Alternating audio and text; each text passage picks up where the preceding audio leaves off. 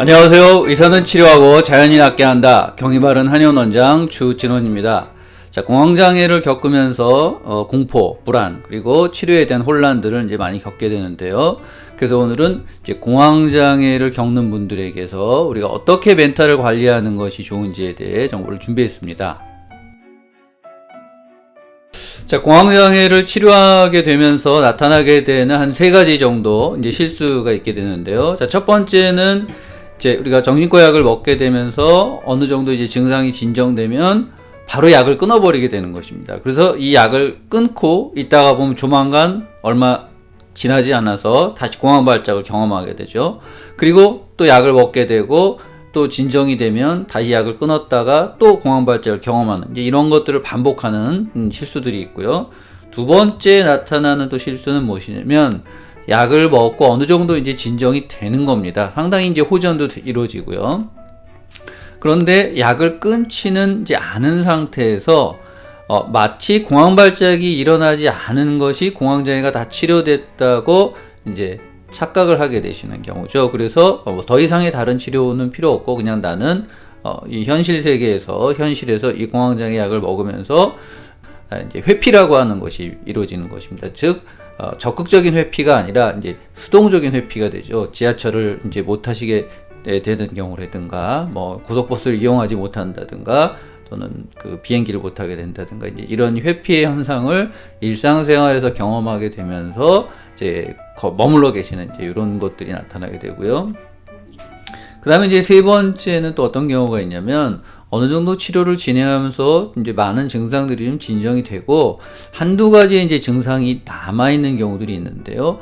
나는 이 증상을 해결하겠다라고 생각을 하시고 이제 계속 다양한 이제 시도와 다양한 병원들을 찾아다니게 되는 이제 이런 것들이 공황장애에서 치료할 때 나타나게 되는 이제 3가지 현상 중에 하나가 되겠는데요.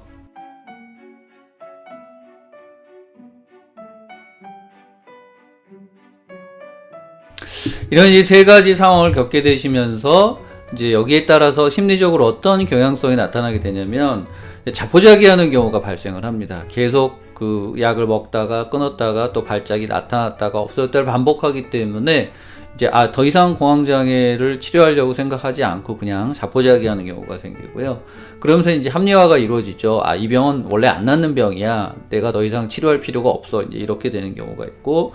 그래서 이런 그 공황발작이나 공황장애가 계속 지속되다 보면 이제 흔히 뭐 이미 임상적으로도 많이 나타나 있지만 이제 우울증이 동반되는 경우들이 굉장히 많고요.